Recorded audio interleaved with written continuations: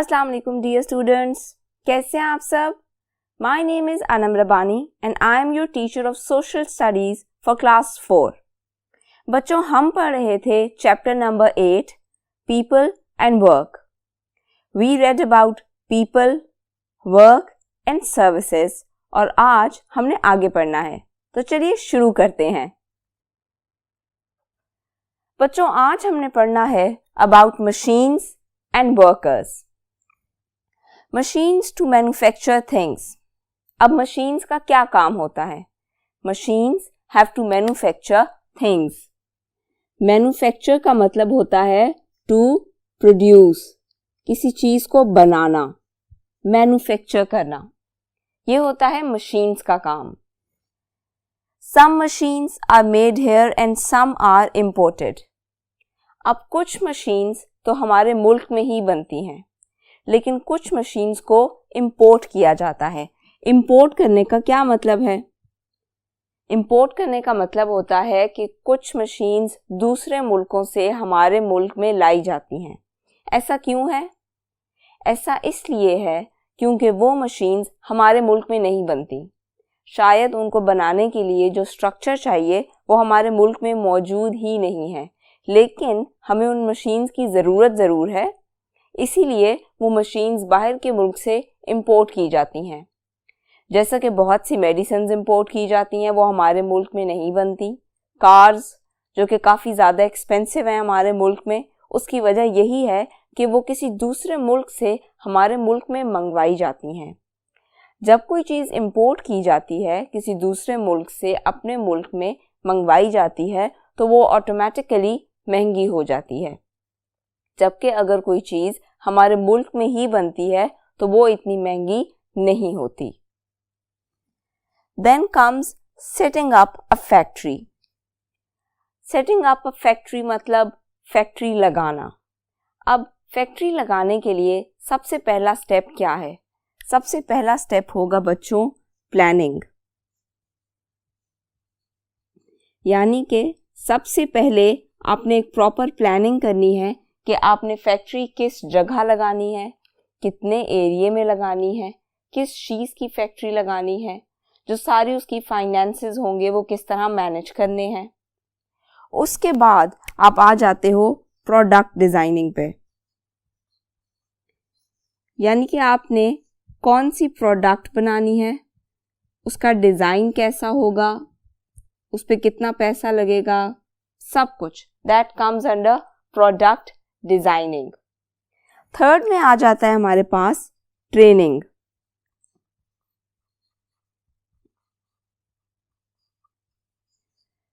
बच्चों, अब एक फैक्ट्री अगर आपने लगा ली है, आपका प्रोडक्ट डिज़ाइन हो गया है, आपने डिसाइड कर लिया है कि आपने फैक्ट्री में क्या चीज़ बनवानी है, ठीक है।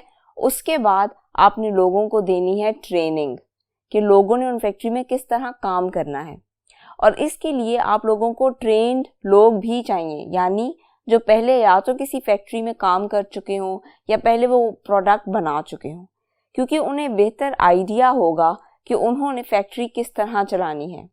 अगर कोई प्रोडक्ट बनानी है तो किस तरह बनानी है, क्योंकि वो एक्सपीरियंस्ड होते हैं। अब एक दफ़ा हमारे पास थोड़ा अच्छा ऊपर का ट्रेंड स्टाफ आ गया है तो उसके बाद हमें चाहिए होते हैं स्किल्ड वर्कर्स। वर्कर्स किसी भी फैक्ट्री का बहुत इंपॉर्टेंट पार्ट होते हैं। किसी भी फैक्ट्री का वर्कर्स के बगैर चलना इज जस्ट इम्पॉसिबल। तो फिर आपको चाहिए स्किल्ड वर्कर्स जिन्हें वो काम करना आता हो।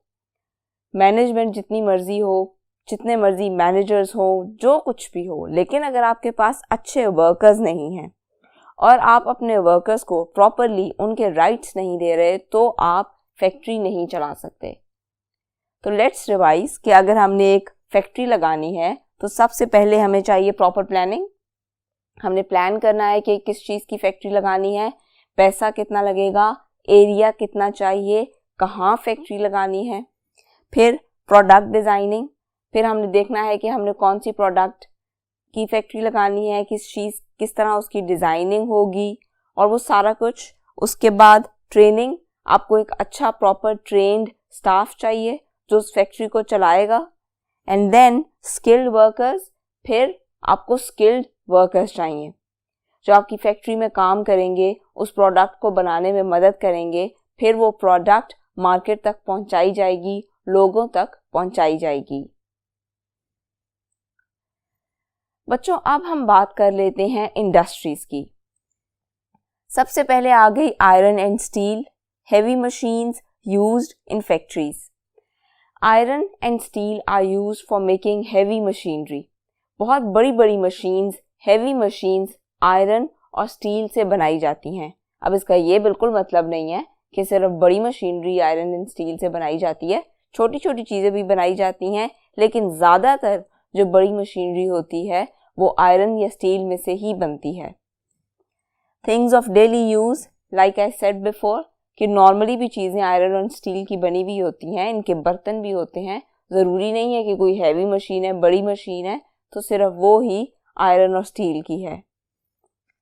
Then largest plant in Karachi. Iron और स्टील की प्रोडक्शन का कराची में एक बहुत बड़ा प्लांट है। That is the largest plant of steel and iron production in our country. Also used in construction industry. जैसा कि मैंने आपको पहले बताया है कि आयरन और स्टील की बहुत बड़ी बड़ी मशीन्स बनती हैं, तो फिर वो हमारी कंस्ट्रक्शन इंडस्ट्री में भी यूज़ होती हैं। कंस्ट्रक्शन किसको कहते हैं? तामीरात को, यानी कि चीज़ें बनाना। जैसे बड़ी बड़ी फैक्ट्रीज अगर खड़ी होती हैं, कोई फैक्ट्री कंस्ट्रक्ट होती है, तो उसकी कंस्ट्रक्शन में जो सारा इंफ्रास्ट्रक्चर लगेगा, बॉयलर्स, पोल्स, एवरीथिंग, वो सब कुछ आयरन और स्टील से बना हुआ होता है। तो मतलब आयरन और स्टील यूज़ होता है बहुत ज़्यादा कंस्ट्रक्शन इंडस्ट्री में। सिर्फ ये ही नहीं, अगर आपने कभी देखा हो घर बनते हुए, तो डायरेक्ट ईंटें और सीमेंट नहीं लगते, उनके बीच में कुछ पोल्स भी होते हैं, उनकी सपोर्ट पे ईंटें और सीमेंट लगाया जाता है। तो वो क्या है? वो सब आयरन और स्टील के बने हुए पोल्स होते हैं। ठीक है, उसके बाद आ जाते हैं हम इंजीनियरिंग इंडस्ट्रीज पे। Large industrial plants in Karachi, Hyderabad, Taxila, Lahore and a number of other places. अब हमारे काफ़ी सारे इंडस्ट्रियल प्लांट्स हैं जो मेनली बड़े बड़े सिटीज़ में ही हैं, जिनमें ये सिटीज़ आ जाते हैं the one in blue, Karachi, Hyderabad, Taxila, Lahore. और इसके अलावा भी कई जगहों पे हमारे इंडस्ट्रियल प्लांट्स हैं, सियालकोट में भी हैं और कई जगह हैं पाकिस्तान में। Just to name a few, I have written here. They make boilers, cranes, road rollers and other heavy goods. अब इंजीनियरिंग इंडस्ट्रीज क्या चीज़ बनाती हैं? ये बनाती हैं बॉयलर्स, इलेक्ट्रिसिटी बनने में भी यूज़ होती हैं। They are very huge in size, देख के काफ़ी डर लग जाता है अगर आप उनके पास खड़े हो तो। देन क्रेन्स हैवी मशीनरी को उठाने के लिए यूज़ होती हैं। अगर आप कभी किसी कंस्ट्रक्शन साइट पे गए हो, स्पेशली अगर कोई फैक्ट्री बन रही हो, तो वहाँ पे क्रेन्स मौजूद होती हैं। देन रोड रोलर्स, आपने कभी रोड बनते हुए देखी है ना? तो फिर उस पे आपने देखा होगा कि एक रोलर होता है, ऐसे गोल सा एक ड्रम सा बना हुआ होता है एक बड़ी सी मशीन के आगे, और वो आराम आराम से उस ड्रम को चला रहे होते हैं। वो ड्रम किस लिए होता है?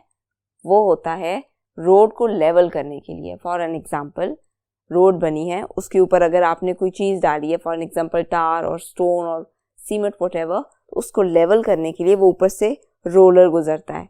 उसका बहुत ज़्यादा वजन होता है, जिसकी वजह से जो रोड होती है वो लेवल्ड हो जाती है, यानी कि बराबर। एंड अदर हैवी गुड्स, और इसके अलावा भी बहुत सी बड़ी बड़ी मशीनरीज जो हैं वो इंजीनियरिंग इंडस्ट्रीज में बनाई जाती हैं। इसके अलावा बच्चों, there are many small factories in Punjab which make surgical instruments. Now what are surgical instruments? बच्चों, डेंटिस्ट के पास गए हो कभी? गए हो ना? तो डेंटिस्ट के रूम में घुसते ही वो जो अजीबो गरीब सी कैंचियाँ और वो जो इंस्ट्रूमेंट्स पड़े होते हैं, जिनको देख के ही बंदे को डर लग जाता है, those are surgical instruments. Operation theatre में भी you must have seen जो डॉक्टर या सर्जन हाथ में पकड़ते हैं surgical instruments for cutting and everything, those are called surgical instruments for doing surgery. इसी तरह कटलरी एंड यूटेंसिल्स यानी कि बर्तन वगैरह। सर्जिकल इंस्ट्रूमेंट्स के लिए सियालकोट काफ़ी ज़्यादा मशहूर है। Now let's talk about fertilisers, chemicals and cement. Talking about fertilisers क्या होते हैं? राइट, फर्टिलाइजर्स हम कहते हैं खाद को। खाद कहाँ यूज़ होती है? फसलों में, ताकि हमारी फसल अच्छी उगे। कभी कभी ऐसा भी होता है कि आपकी फसलों को अगर कोई कीड़ा वगैरह लग गया है या कोई बीमारी ऐसी लग गई है उस प्लांट को कि वो अच्छे से फ्रूट प्रोड्यूस नहीं कर रहा, तो उसके लिए भी फर्टिलाइजर्स यूज़ किए जाते हैं। Use in agriculture, produced in Faisalabad, Daud Khel and Jaranwala. अब इन जगहों के नाम आपने याद रखने हैं। यह आपको MCQs में या फिल इन द ब्लैंक्स में आ सकता है कि फर्टिलाइजर्स कहाँ प्रोड्यूस किए जाते हैं। Then talking about chemicals needed to make soap, paper, textiles and other goods. Chemicals हमारी कंट्रीज़ में काफ़ी ज़्यादा बनाए जाते हैं क्योंकि हमारे पास काफ़ी रॉ मटेरियल मौजूद है केमिकल्स बनाने के लिए। और केमिकल्स तकरीबन हर चीज़ में यूज़ हो रहे हैं, छोटी से छोटी चीज़ में। आपकी पेंसिल बनाने में भी कोई ना कोई केमिकल यूज़ हुआ होगा, आपके कपड़े बनाने में, आपके कपड़ों को रंग बनाने में, हर चीज़ में तकरीबन केमिकल्स यूज़ होते हैं। Then comes cement. Cement is produced in several factories in the country. Cement की काफ़ी इंडस्ट्रीज़ है हमारी कंट्री में, काफ़ी जगह इसके प्लांट्स लगे हुए हैं फॉर प्रोड्यूसिंग सीमेंट। तो बच्चों अब हम बात करते हैं टेक्सटाइल्स की। टेक्सटाइल्स में आ जाती है हमारी cotton industry, that is the largest industry of our country. मतलब कपड़ा बनाने वाली जो इंडस्ट्री है, yarn, cotton, wool, this is the largest industry of our country, क्योंकि कॉटन हमारी कंट्री में काफ़ी बड़ी तादाद में प्रोड्यूस की जाती है। 70 factories that produce woollen goods, almost 70 factories जिनमें वुलन गुड्स बनाई जाती हैं। Then a large silk industry, यानी कि हमारे मुल्क में काफ़ी तादाद में सिल्क इंडस्ट्रीज भी मौजूद हैं। Now there are many other industries like sugar, vegetable ghee, cooking oil, soaps, ये सारी इंडस्ट्रीज भी मौजूद हैं। और अब बात कर लेते हैं कॉटेज इंडस्ट्रीज की। कॉटेज इंडस्ट्रीज क्या होती हैं? Small scale industries.